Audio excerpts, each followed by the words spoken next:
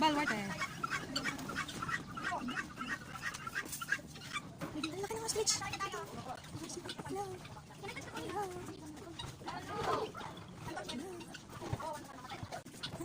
Ano yun? Wow. Amo na pag-bigsan sa train tubusan. Laging ano? Nakapalan pa ng train tubusan. Yan yung nasagasaan eh. Ito yung nasagasaan eh. Tupa. Oh, bit lang. Papunta na po. Andiyan na. Papunta na po.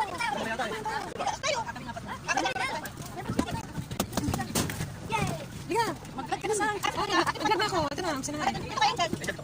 Oh, tingin ka dito. We're in Baluarte. Singsan. Tatukan lang daw. Kasi 11 na tayo eh. Oh, Una na muna sila.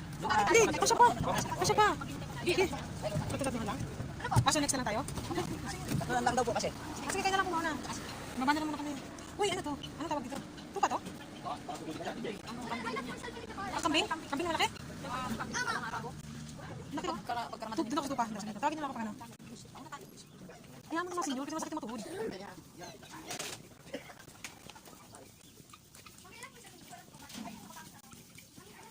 Hello. Pwede balik tayo ng ano, jacket. Naka-jacket sila eh. Hindi ba ito nangahabol? Baka naman bigla naman itong tumakbo. Hello. Kumusta kayo? Saan yung lakad natin ngayon? Yan yung ano, ginagawa ng jacket din. Yung sa ibang bansa. Natanggal yung mga balat nila.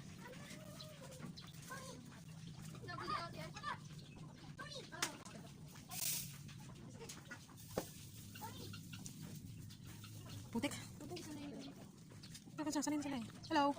Kailangan akong ano yun ah. Ano aso? Saan? Ano yun? Aso? Kambing po yan. Kambing ba? Kambing? Ba't ito? Ito parang ginawa natin ng ano eh.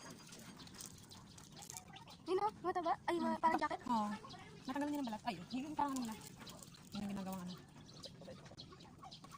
Takot pa nga eh. Takot pa nga pag nilapitan eh. Diyos ko, ang init naman. Ang init pa ng mga kabayo. Oh, may turista na naman. Nauna kita na nakilagay din sila.